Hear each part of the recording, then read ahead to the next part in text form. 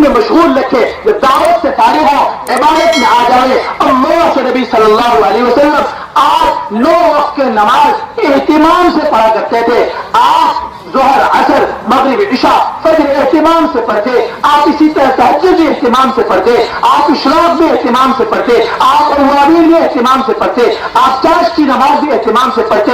یہ میرے نبی کی نماز ہے جو نبی 9 وقت روزانہ پڑھا کرتے تھے۔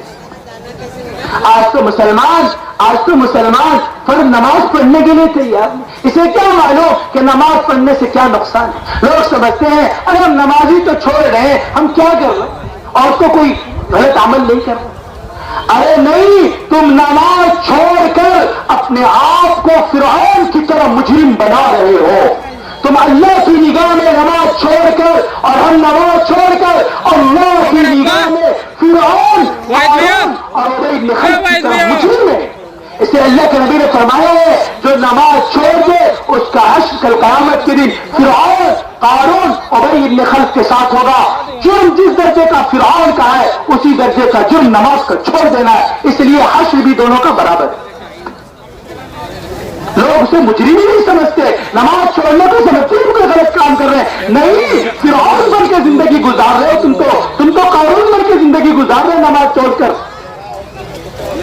ایک فرد کو سمجھا کر اسے نماز پر آمادہ کرے، لوگ خود نماز کی طرف لپکے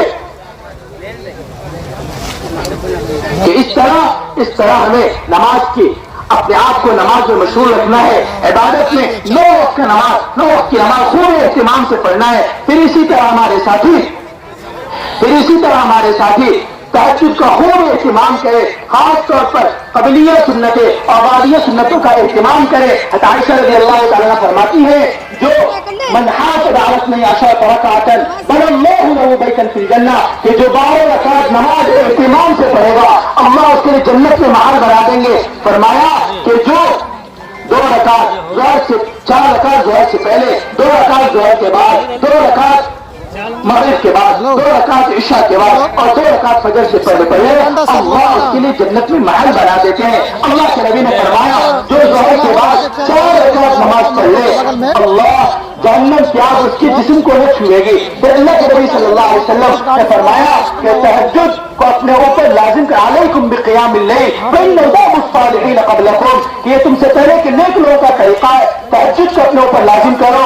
اللہ آوازیں لگاتا ہے، سارے مسائل کا حل کرنے والا آواز لگا کر کہتا ہے کہ ہے حل من سائل عاصی، ہے کوئی مانگنے والا جس کی میں ضرورت پوری کروں، حل من ذی حاجۃ اقضی، ہے کوئی ضرورت من جس کی میں ضرورت پوری کروں، حل من مستغفر استغفر له، ہے کوئی معافی چاہنے والا جس کو میں معاف کروں۔ کہ وہ تو اللہ کے سامنے کہو لبیک وسعدیک، رب میں حاضر ہوں، میں محتاج ہوں، مجھے چاہیے اپنی دنیا آخرت کی ساری چیزیں مانگو، اللہ عطا کرنے والا ہے، اللہ سے مانگو، دل کھول کے مانگو، اللہ کے راستے میں نکلے ہوئے ہو۔ اللہ کے راستے میں نکلنے والوں کی دعائیں بنی اسرائیل کے نبیوں کی دعاؤں کی طرح قبول ہوتی ہے کہ اپنی دعاؤں کو اللہ کیا قبول کراؤ، مانگو اللہ سے، پھر اشراق کا اہتمام کرو۔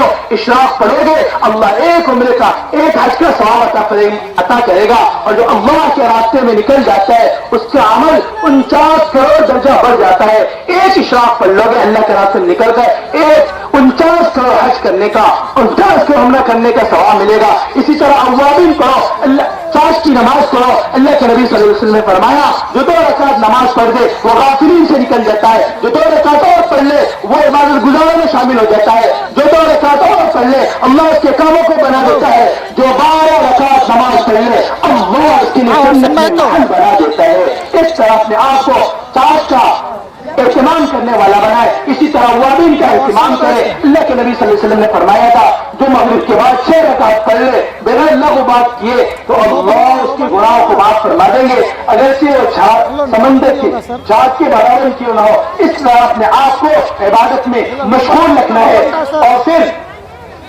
اپنے آپ کو تیسرا کام وہ تعلیم و تعلم ہے، اپنے آپ کو سیکھنے اور سکھانے میں لگانا ہے۔ قرآن کو سب سے پہلی چیز وہ قرآن کریم کو سیکھنا ہے، قرآن کے الفاظ اور معانی کو نہیں سیکھنا ہے صرف، بلکہ قرآن کے الفاظ اور معانی کو صرف نہیں سیکھنا ہے بلکہ قرآن پر یقین کو بھی سیکھنا ہے. ہم میں سے کوئی فرد ایسا نہ ہو جو الحمد سے لے کر ناز تک صحیح قرآن پڑھنے والا نہ ہو, صحیح قرآن کو سمجھنے والا نہ ہو. اس طرح اپنے آپ کو اللہ کے راستے نکل کر قرآن کو سیکھنے میں لگانا ہے اور قرآن کا یقین سیکھنا ہے. پھر اسی طرح میرے محترم بزرگ عزیز ساتھیوں, اپنے آپ کو ذکر و تلاوت میں لگا کے رکھنا ہے. صبح شام کی دعائیں سیکھنی ہے, صبح شام کی دعاؤں کا اہتمام کرنا ہے, کھانے پینے کی سنتوں کو سیکھنا ہے اور ان کی دعاؤں کو سیکھنا ہے.